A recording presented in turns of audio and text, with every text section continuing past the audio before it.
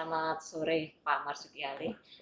Lama kita Udah tidak mau ketemu nih malam Pak. ini. Oh ya, Pak, kita ingin tahu Pak sebenarnya apa sih yang terjadi di Demokrat ini? Kok sepertinya gunjang-ganjing gitu, di mana Bapak menjadi salah satu orang yang disebut-sebut dalam kisruh Demokrat sekarang ini. Bisa dijelasin Pak? Ya, pertama saya ingin sampaikan, saya nggak ngerti loh. Terus terang saya nggak ngerti. Saya itu sibuk dengan aktivitas kemasyarakatan, ada tanggung jawab saya juga mengelola sekolah, sekaligus juga saya sebagai rektor. Jadi kegiatan saya itu banyak sekali. Ngurus usaha-usaha lah sedikit untuk kepentingan kemasyarakatan kan. Begitu saya pulang dari Surabaya, Surabaya itu tanggal 30 kalau nggak salah, Surabaya, saya dengan Bu Hopipa kan, saya melepas bantuan untuk kapal kemanusiaan ke Kalimantan Selatan. Kita ada 1.000 ton bantuan kemanusiaan dengan air mineralnya, ada sekitar 25.000 box ya. Kita kirim ke Kalimantan Selatan karena kan banjirnya luar biasa. Tapi sebelumnya kita juga bantu untuk Jawa Timur. Saya pulang ke Jakarta, tahu banyak wartawan yang bertanya. Bertanya itu memfitnah. Ada DPP yang memfitnah saya.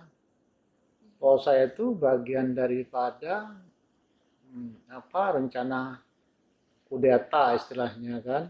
Ada 5 kader dan indikasinya pidato ketua umum itu dibuka kan. Saya dengar ada satu indikasinya yang mengarah ke saya.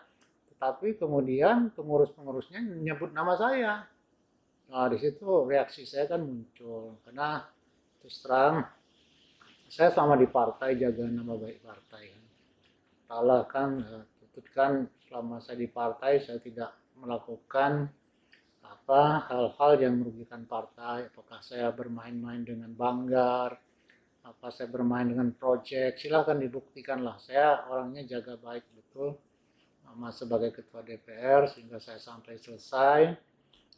Dan saya juga tidak pernah menggurusui lah pengurus-pengurus yang ada sekarang atau sebelumnya Pak SBY, tapi saya hanya kritik sekali kritik karena saya masih di dalam sebagai anggota. Kritik saya itu untuk meluruskan kembali jalannya partai ini sesuai komitmennya Pak SBY di awal pendirian partai. Nah, itu yang saya selalu sentil, bagaimana partai ini jadi partai kader ya, punya ideologi gitu kan. Ya, partai kader kan harus ada pendidikan pelatihan kan. Itu partai kader berjenjang pendidikannya itu, orang masuk kan tidak serta merta atau dia jadi pengurus inti itu kan, itu namanya partai kader. Tapi saya harus menyadari juga realita politik di Republik ini kan belum ada yang istilahnya betul-betul proses kaderisasi itu menjadi pertimbangan utama di dalam mengurus partai. Hanya satu yang saya lihat itu PKS ya, dia punya ideologi, tapi kaderisasinya berjalan, nah itu luar biasa. Tetapi bukan tidak mungkin partai yang tengah juga, nasionalis, religius, juga punya ideologi kan, dan itu bisa juga bangun kaderisasi. Dan kita pernah melakukannya, waktu saya sekjen Demokrat kan kita melakukannya. Kita lakukan pendidikan pelatihan, tidak 2 hari 3 hari, kita selama 2 minggu kita lakukan diklat, dan kita berikan pemahaman betul kepada kader dari tingkat cabang. Cabang itu kita waktu itu mengundang setiap cabang itu ada 4. Ada ketua OKK, ada ketua pemenangan, ada yang perempuan. Yang artinya bidang pemberdayaan perempuan. 4 setiap DPC. Nah, waktu itu lebih kurang ada 2.500 lebih kader se-Indonesia yang kita lakukan diklat. Banyak 6 angkatan. 6 angkatan kali 2 minggu. Kira aja kan berapa bulan saya nongkrong di atas kan, puncak sebelah sana kan. Itu saya hampir nggak kembali. Dan itu saya pimpin sendiri pelatihannya. Tadinya pelatihan itu ya yang lama ini tidak pernah terjadi. Resistensi dari DPP kan ada. Tapi tetap saya bawa ke Pak SBY, saya presentasi depan Pak SBY, seperti outbound Outbound itu kita 3 hari. Outbound itu maksudnya untuk menyamakan persepsi tentang perjuangan politik. Jangan orang yang ikut pelatihan itu sebagai bupati, dia melupakan bahwa dia tidak bisa kerja sendiri. Perlu kebersamaan. Itu diuji nanti dalam outbound itu.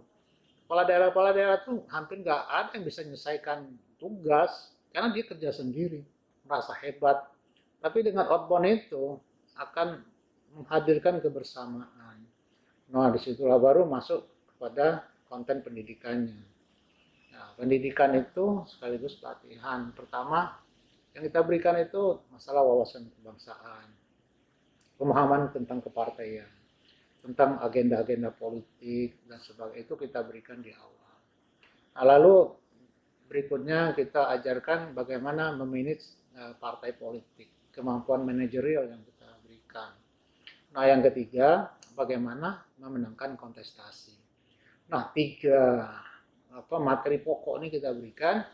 Nah, sebelum hari terakhir itu kita buat paper pemenangan. Bagaimana mereka memenangkan kontestasi di dapil mereka.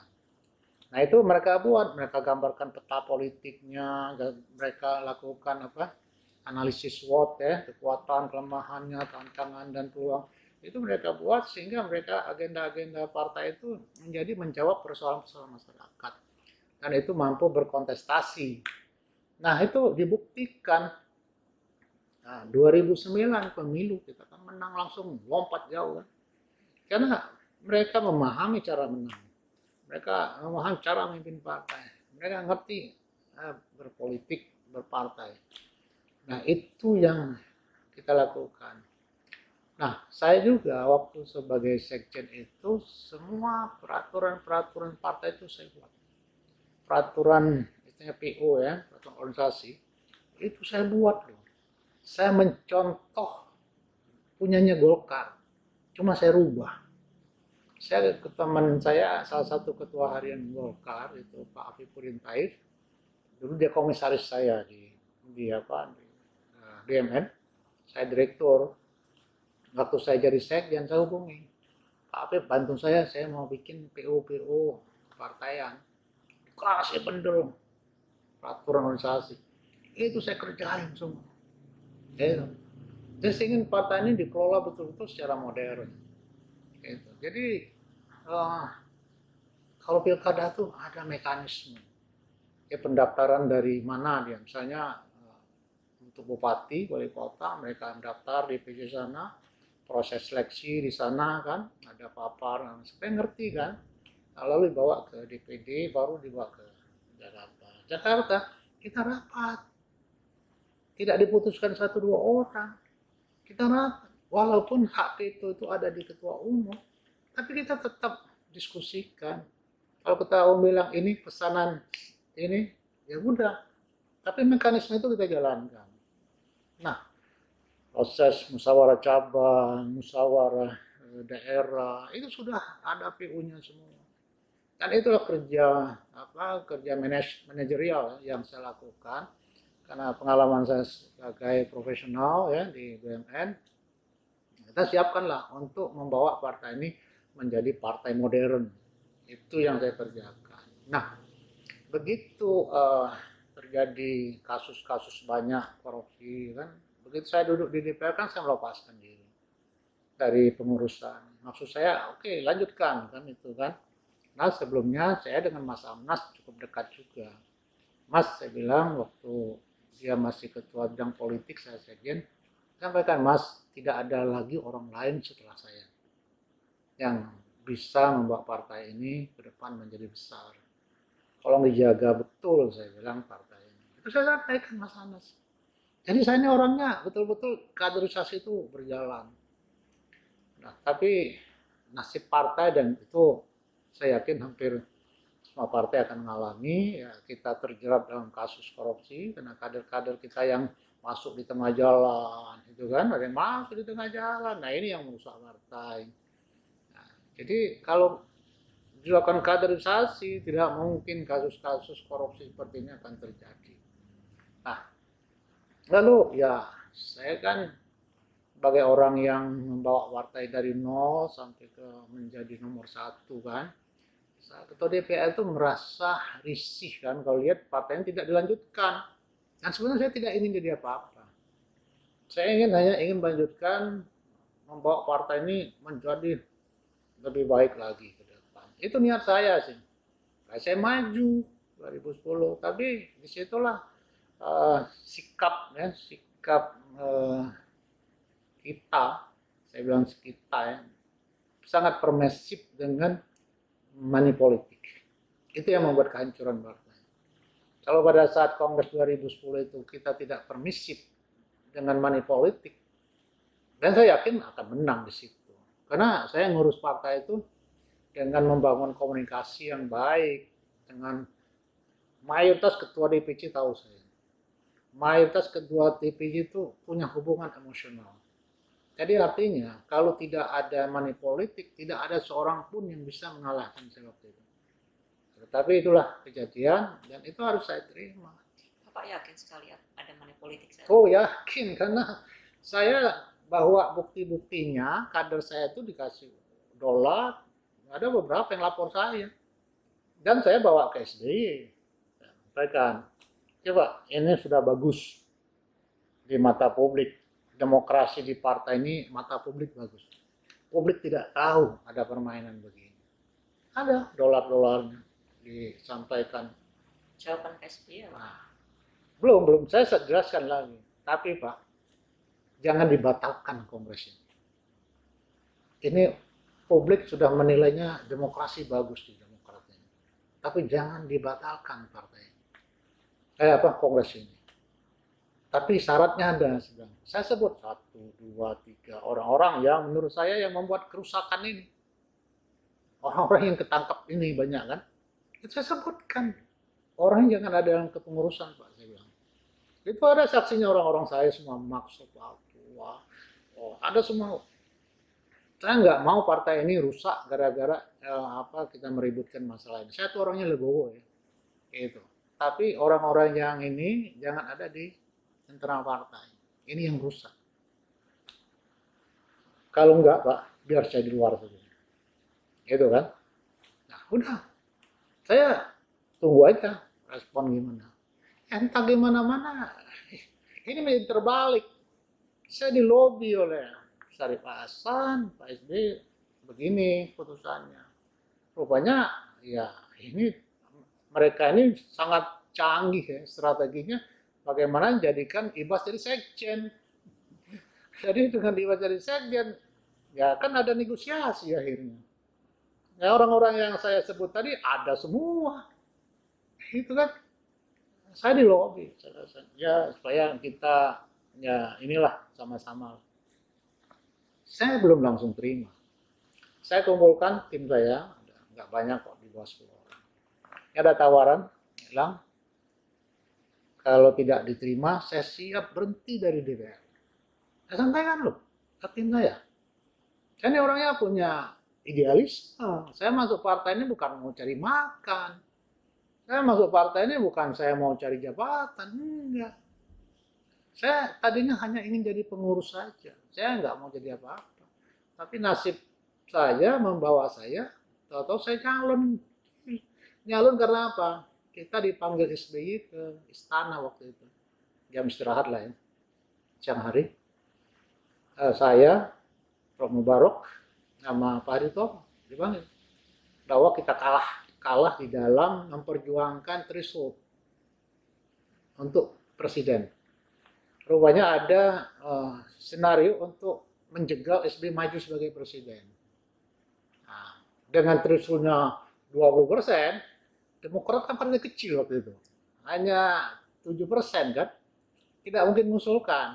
Nah, skenario ini diatur oleh partai besar. Itu kan. Nah, SBY maunya boleh naik lah. Misalnya dari berapa naik 5%. Kan? Jangan langsung 20%. Skenario ini luar biasa mau jegal Pak SBY. Kita dipanggil. Kita kalah di dalam mengesahkan undang-undang itu. Walaupun dia punya hak ya, untuk membuat perpu kan. Tapi dia nggak bisa apa-apa kan. Karena yang koalisi dia, yang dukung partai yang dukung dia ini yang yang justru menjadikan threshold-nya tinggi sekali. Jadi bukan SBY yang mencanangkan threshold itu tinggi.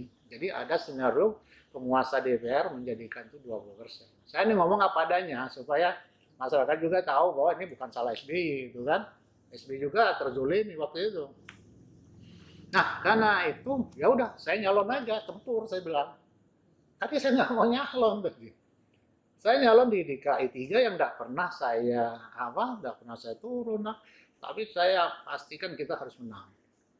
Dan terbukti kita bisa dapat 21%. Nah, kan itu yang saya alami ya. Nah, karena saya menjalani itu semua.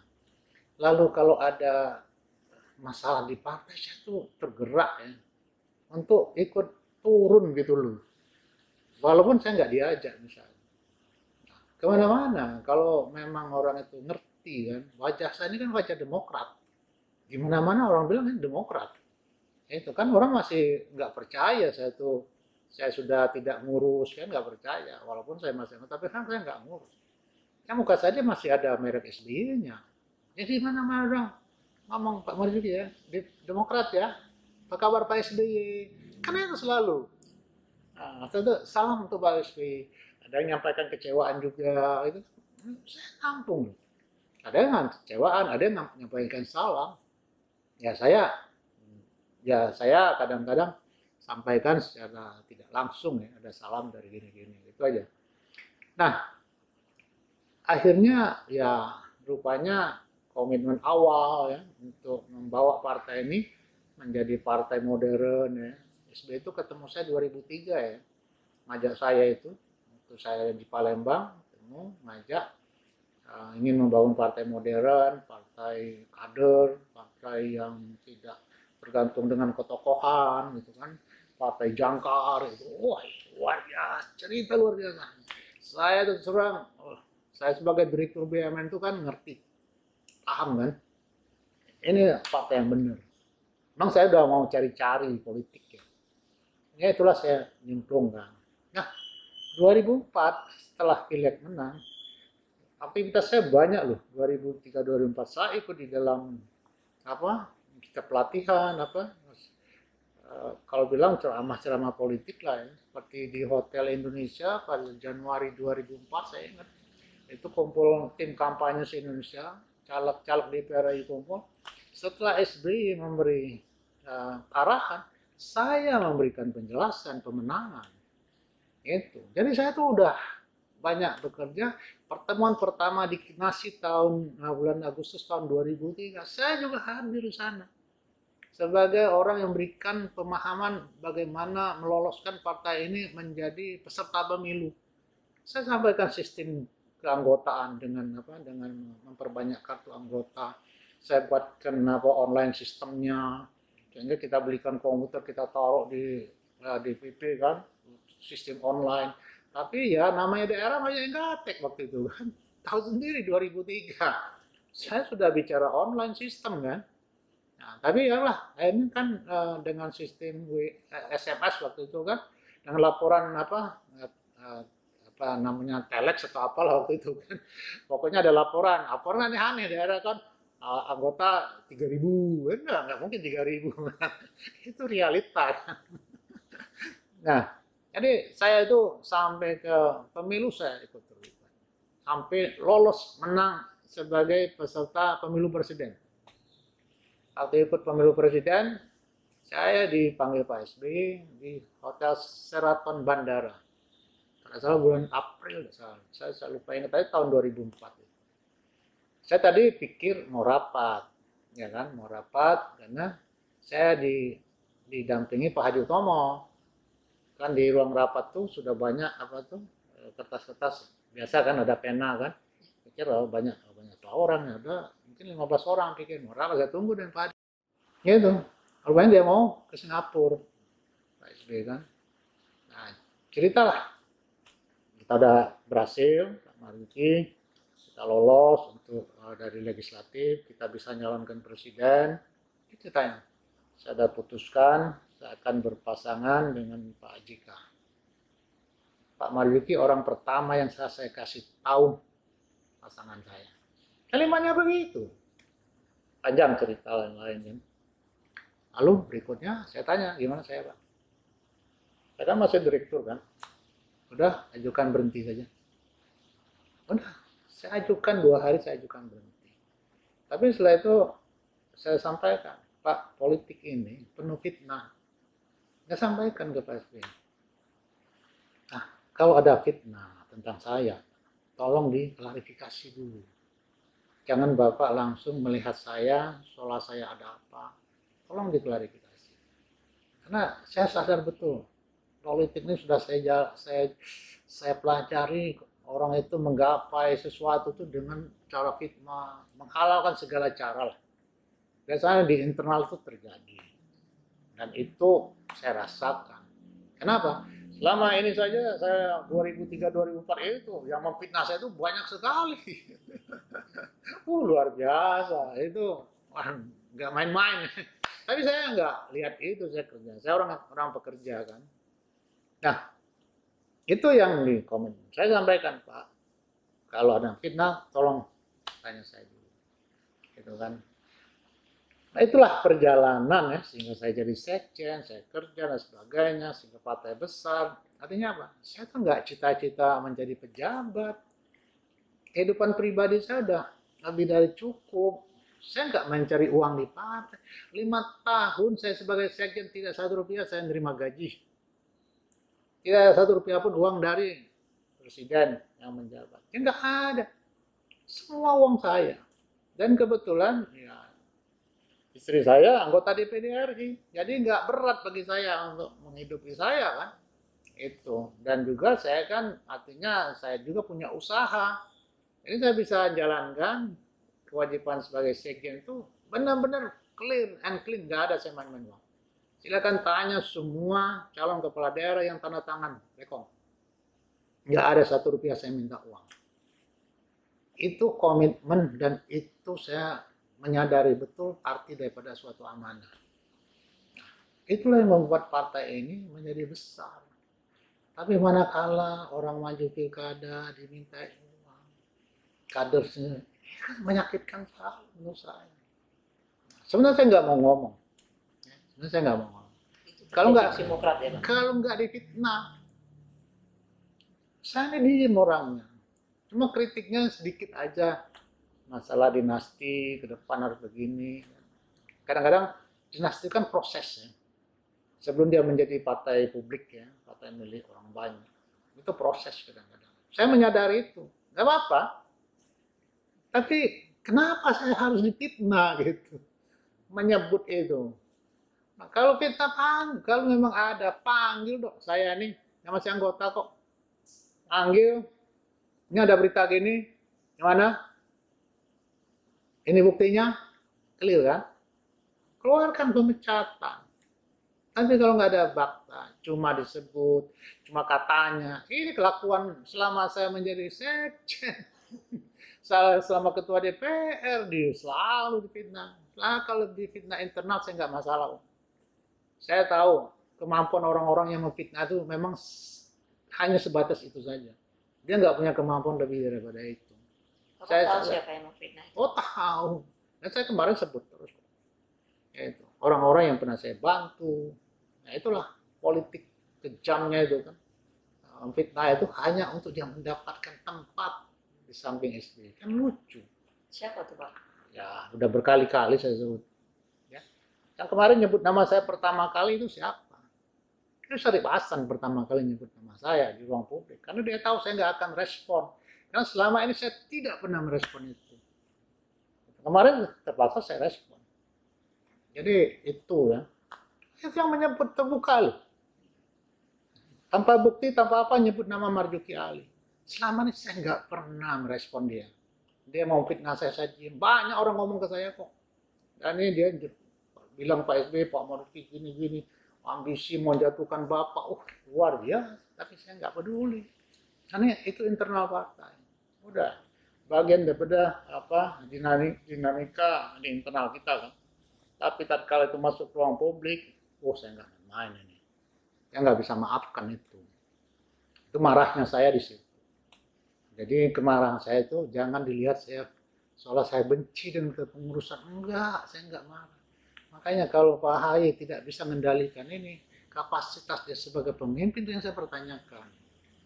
Saya hanya minta itu saja, saya enggak lebih. Buktikan dong dia sebagai pemimpin, kalau ada anggotanya yang melakukan kejahatan kalau saya bilang pindah itu, ya sanksi dong. Itu. Kalau memang itu mau ditegakkan aturan. Tapi kalau dia membela kadernya yang melakukan kejahatan, oke, berhadapan kita. Itu. Saya begitu orangnya. Saya ini orangnya terbuka kok.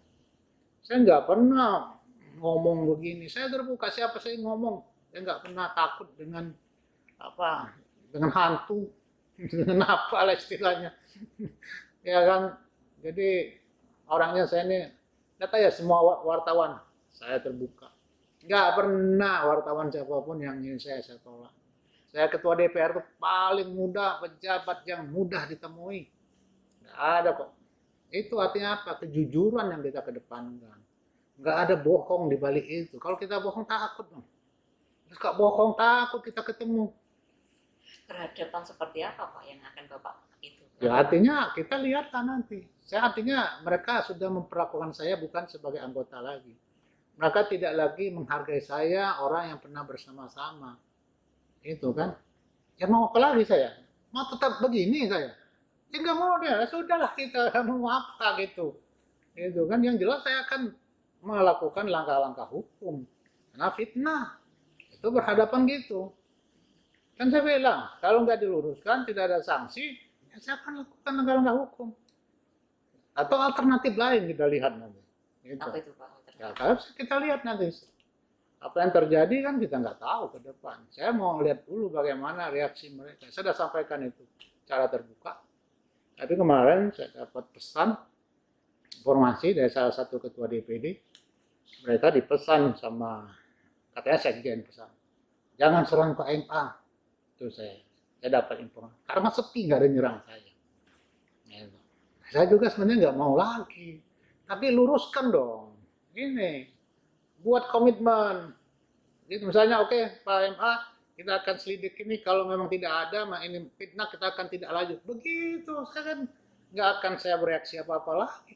Tapi kok nggak direspon? Saya bikin surat kok Pak SBY. Bukan surat, apa WA. Pak SBY saya di fitnah begini, selama ini saya diam, tapi saya nggak terima ini di muka publik. Kalau tidak bisa dibuktikan, saya minta sanksi organisasi. Clear kok saya. Saya ini orangnya bukannya takut berhadapan, enggak saya cuma kalau saya benar, saya berhadapan biasa-biasa aja. Bukan berhadapan mau berantem, enggak lah. Saya bukan orang yang enggak berantem ya, juga bukan orang yang mau. Saya enggak mau ngobok-ngobok. Pak SBY juga kasih jawaban nggak dari WA itu? Enggak dijawab. Artinya apa? Ya saya anggap positif dulu.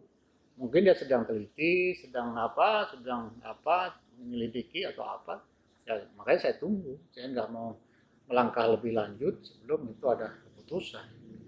Tapi ya tentu saya mau lihat dulu sampai di mana. Masa menyelidiki itu atur lama kan gampang itu kok. Gitu. Kalau Bapak sebagai anggota Pak memang di dalam sendiri, di dalam tubuh Demokrat itu seperti apa sih Pak sekarang ini? Ya kalau anggota kan tidak dilibatkan lagi untuk urusan-urusan agenda-agenda politik. Kita kan anggota aja. Anggota itu ya kita ya kerja masing-masing lah. Ya walaupun saya anggota ya saya kan ya dulu sekjen, saya pernah menangkan Demokrat, saya pernah ketua DPR. Orang lihat muka saya kan Demokrat. Orang lihat muka saya SBY. Makanya kegiatan-kegiatan kemasyarakatan yang melibatkan tidak sedikit jutaan orang saya libatkan. Kalau itu dipahami sebagai investasi politik, orang ini harus dipelihara harusnya. Ini harus bangun komunikasi. Kan begitu harusnya.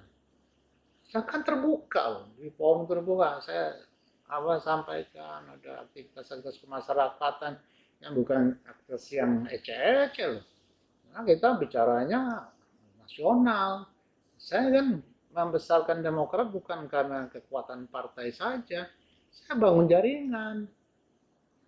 Ada Gatara Garuda Tani Nusantara. Itu salah satunya orang-orang saya siapa? Irfan, ketua OKK yang sekarang ketua OKK-nya dari Garuda Tani Nusantara. Sekarang dia ketua DPRD Jawa Barat, pernah ketua DPRD Jawa Barat, Hasanul Kasasi. Ini sekarang wakil ketua BPI. Ini orang-orang saya semua. Lalu ada jaringan santri, ada persatuan guru ngaji. Oh saya nih bangun jaringan kalau mau menang. Baik yang kelompok kiri, kelompok kanan. Ya, kita gabungkan di tengah, jadilah partai ini partai tengah. Semuanya kita rangkul. Jadi bukan menang tuh hanya serta merta karena wah penguasa, belum tentu penguasa juga bisa bawa partai menang kalau enggak dibangun grassroots. Grassroots itu penting loh. Tempur ini di darat bukan di udara tempur.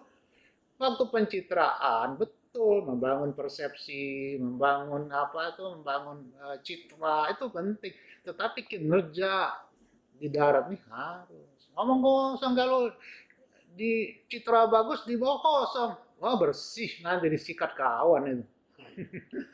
Kata aja pemilu. Ada batas waktu nggak yang Bapak target? Ya saya nggak ada batas waktu. Tunggu aja lah. Ya, tunggu aja. Saya masih disabarkan banyak orang. Banyak sekali orang. Orang udah tahu Bapak. Bapak harus sabar. Ya udah saya sabarin. Tapi apa benar ada rencana atau keinginan untuk KLB dari Sampai saat ini saya itu tidak bersentuhan. Nggak bersentuhan. Ada saya dihubungi ya, yang teman-teman, ya, tapi saya netral aja. Saya tidak mau terlalu jauh masuk. Saya khawatir nanti pikiran saya udah nggak netral. Jadi saya ingin bicara pada posisinya dulu. Tapi kalau ini tidak diambil langkah yang jelas, saya kan harus bersikap juga. Apa saya langkah sendiri tadi, langkah hukum, saya harus keputusan kemana kan? Itu bisa aja terjadi. Karena untuk apa juga kita berada di situ kalau kita nggak didengar sama sekali? Itu apa? Artinya memungkinkan Pak Marzuki untuk mengikuti ambil langkah opsi KLB kalau yang saya nggak mau berandai-andai lah.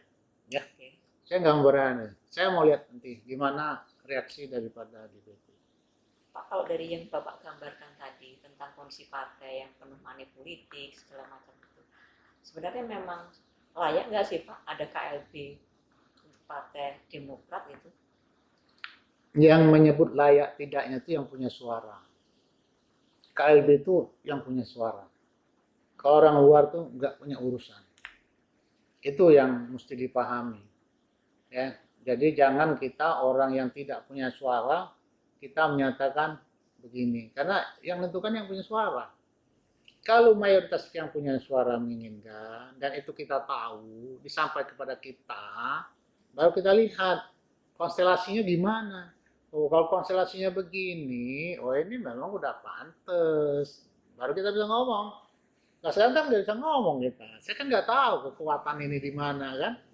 Tapi tidak ada masukan sama sekali ke Pak Marzuki tentang kekuatan-kekuatan ini. Enggak. Saya nggak tahu. Even cerita. Enggak. Saya membatasi diri untuk tidak masuk ke ranah itu sehingga saya berpikirnya nggak seimbang.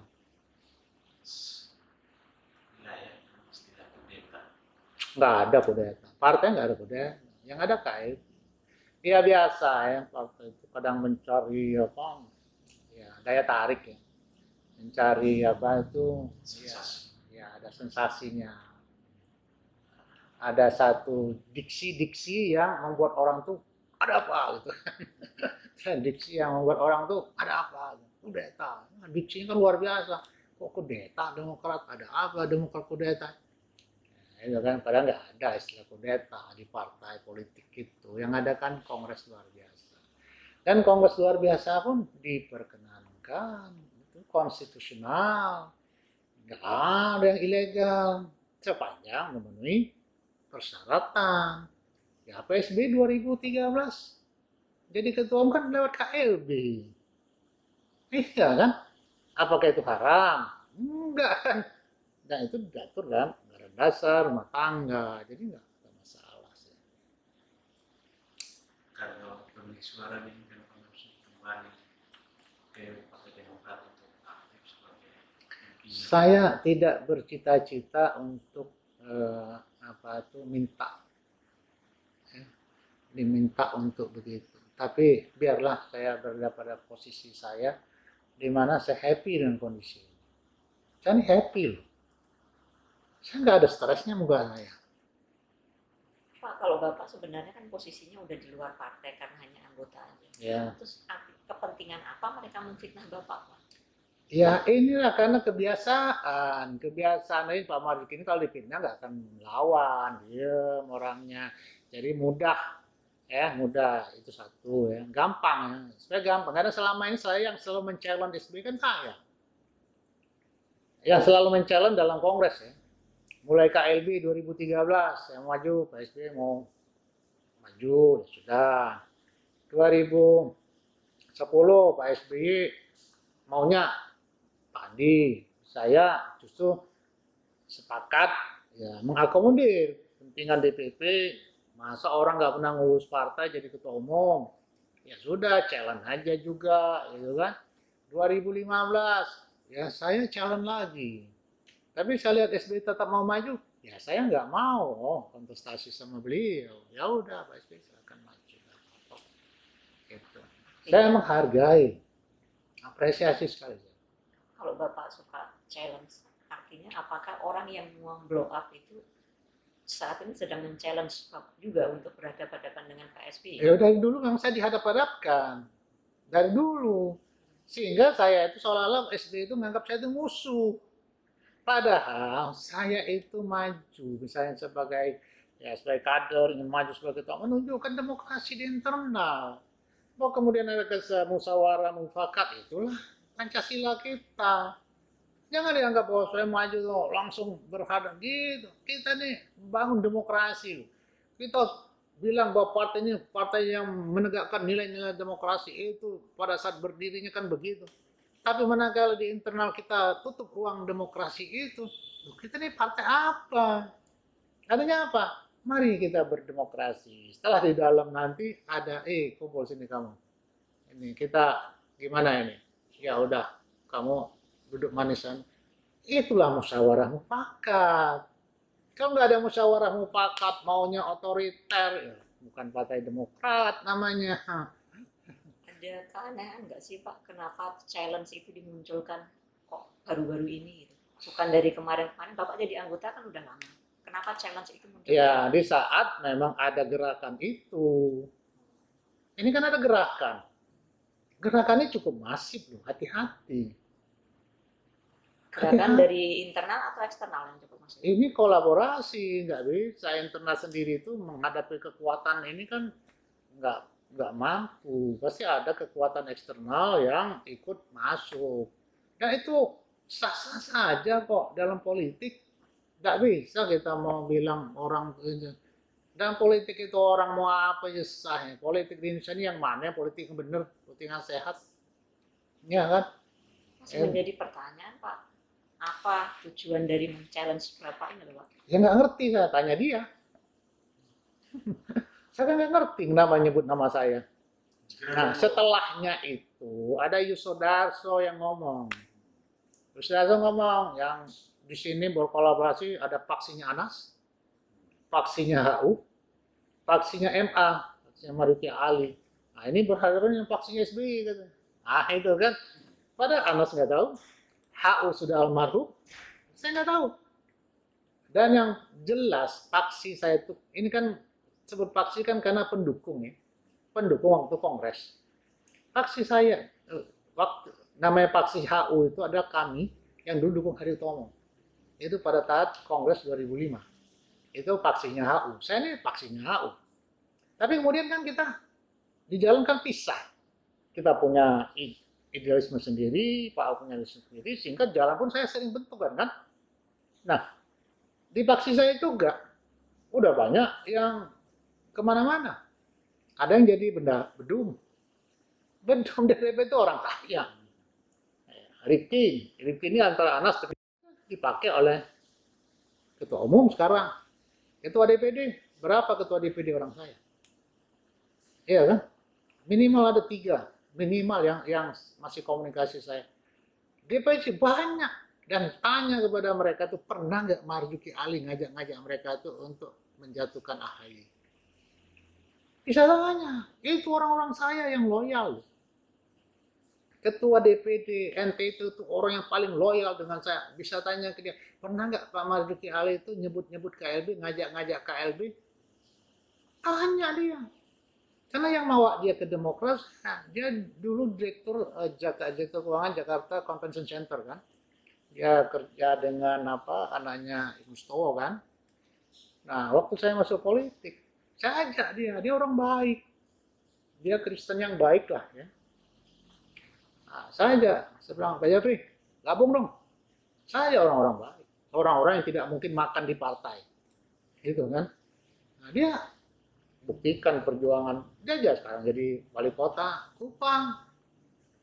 Pak Nova itu, kurang apa saya waktu konvensi presiden. Saya tahu konvensi presiden kan nggak mungkin saya bisa diusung jadi calon presiden.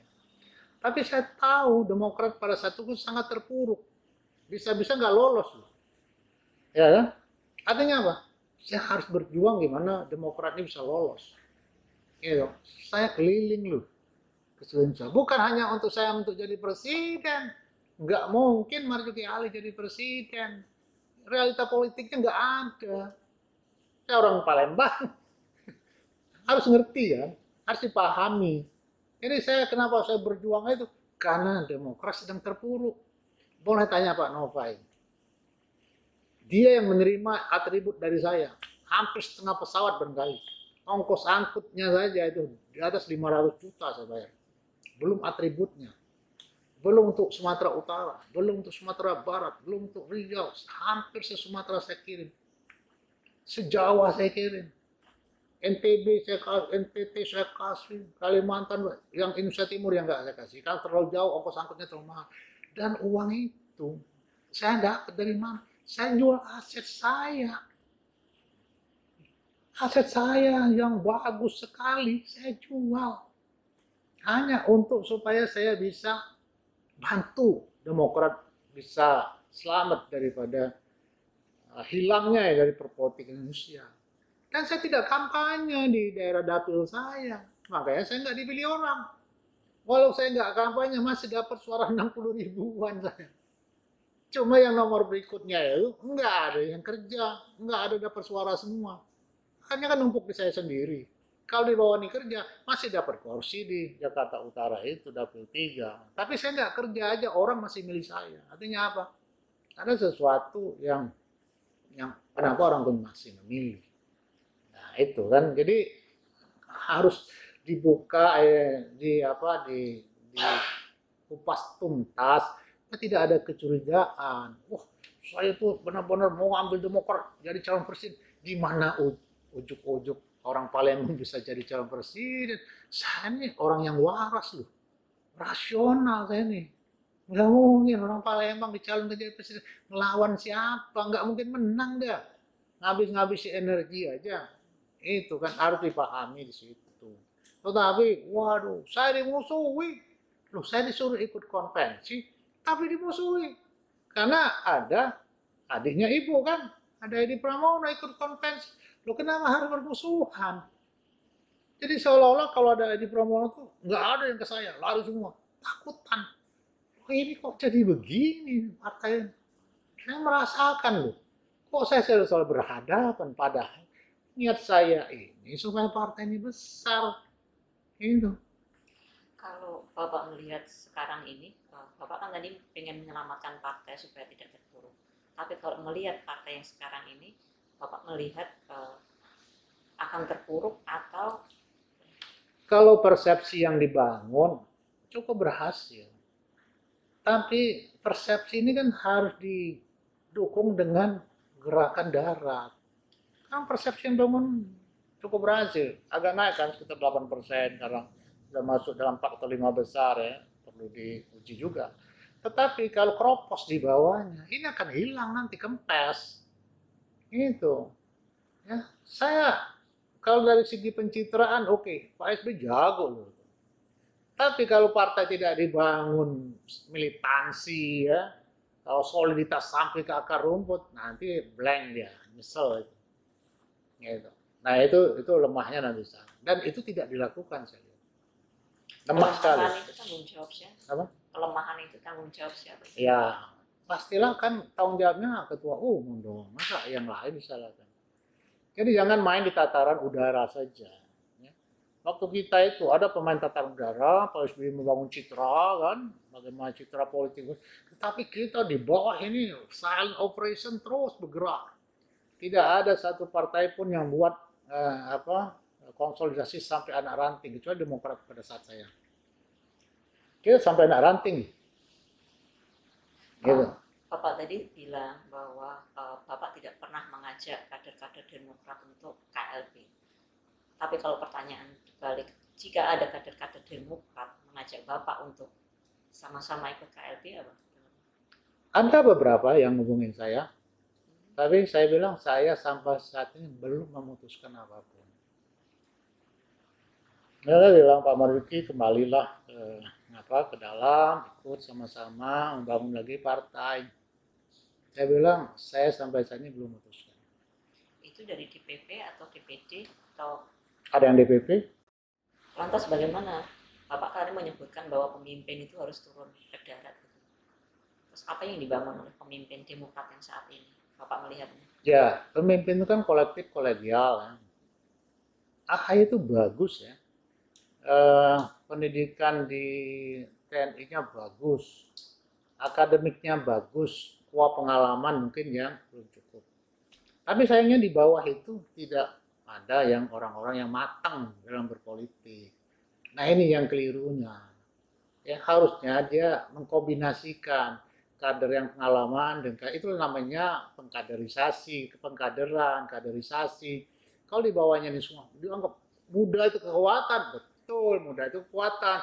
Tapi jangan salah, semakin senior kita, kemampuan membangun strategi itu sangat penting. Artinya strategi lapangan itu kan kalau tanpa pengalaman kan nggak mungkin terfikirkan kan.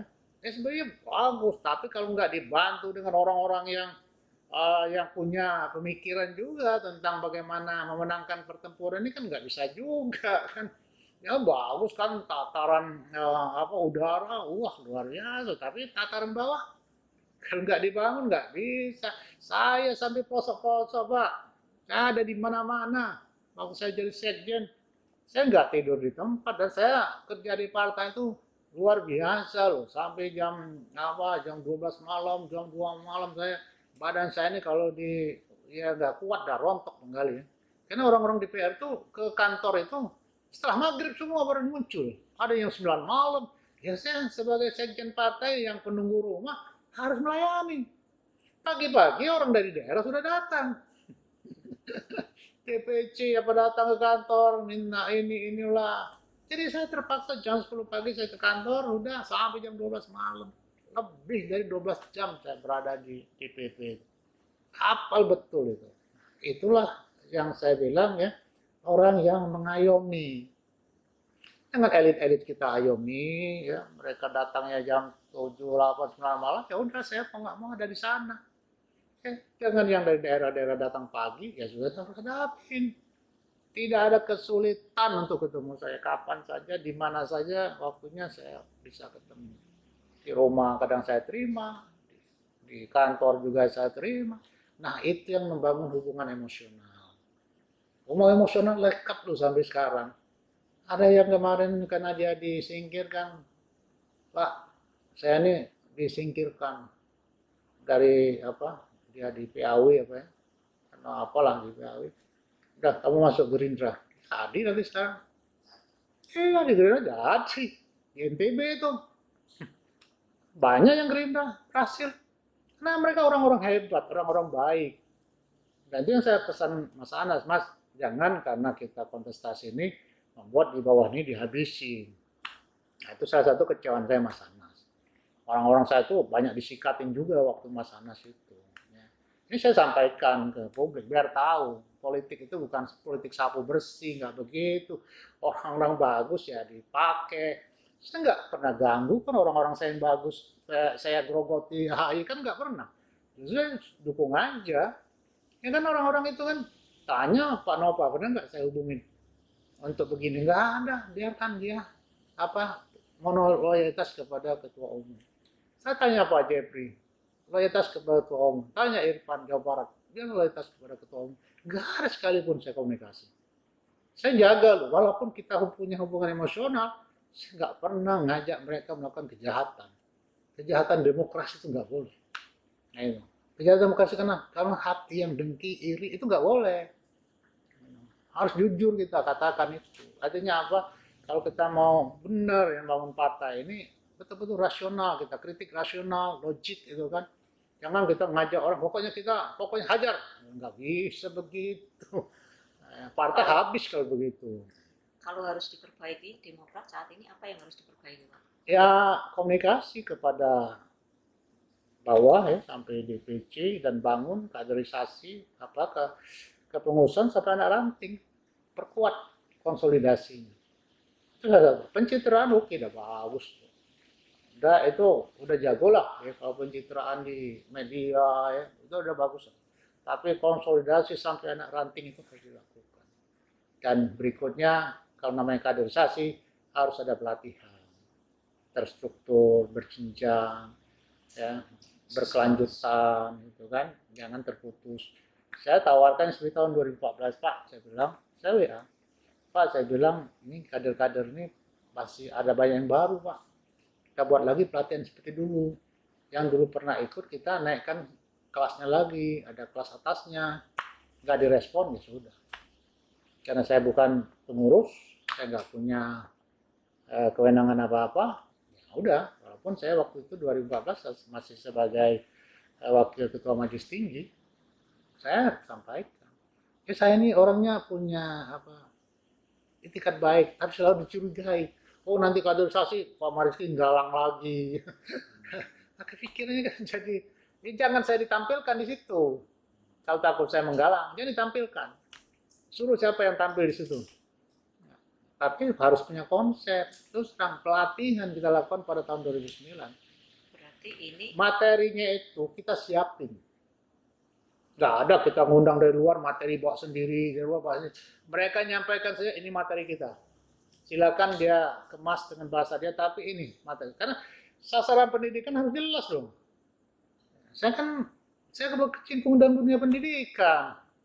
Saya punya pendidikan dari TIKA sampai perguruan tinggi, sekarang saya rektor, gimana saya menghasilkan alumni saya yang hebat-hebat, itu kan pikiran saya. Nggak ada pikiran seorang pendidik itu menjadikan anak buahnya, anak didik itu orang jelek, enggak lah. Saya berpikir bagaimana ya, kader-kader saya ini orang hebat semua nantinya ke depan. Oh itu kebanggaan luar biasa bagi saya. Itu. Kalau saya kan ada misalnya dulu mahasiswa saya sekarang di Belanda, Pak saya sekarang Belanda, saya sekarang ngambil S2 dari BI, saya terima di BI. Rasa senang saya. Ada lagi yang jadi tentara, itu saya telepon, Pak saya dulu alumni Bapak, gini-gini. Itu kan kayak rasanya kan, kebanggaan yang luar biasa kita. Jadi bukan berarti kita mau hiruk pikuk itu, mau berkuasa, mau jabat, udahlah, saya udah cukup dengan jabatan itu. Tapi bagaimana kita membangun anak bangsa ini jadi orang-orang hebat. Itu yang paling penting, bukan hanya di partai saya ya, tapi semua partai harus memikirkan kaderisasi, karena mereka adalah calon pemimpin masa depan. Kalau ini tidak dilakukan, maka yang akan datang adalah pemimpin-pemimpin yang dibayar. Karena dibayar masuk, kapitalis masuk, bayar, si A jadi, hancur negaranya. Tapi kalau dia kaderisasi jelas, semua partai yang melakukan, pemimpin ini sudah kedepannya pasti terukur. Dan pasti negara ini berubah. Dari yang Bapak ceritakan tadi Pak, nggak ada Bapak terpanggil untuk melakukan perbaikan pada partai? Ya, saya sekali-sekali kan saya sampaikan.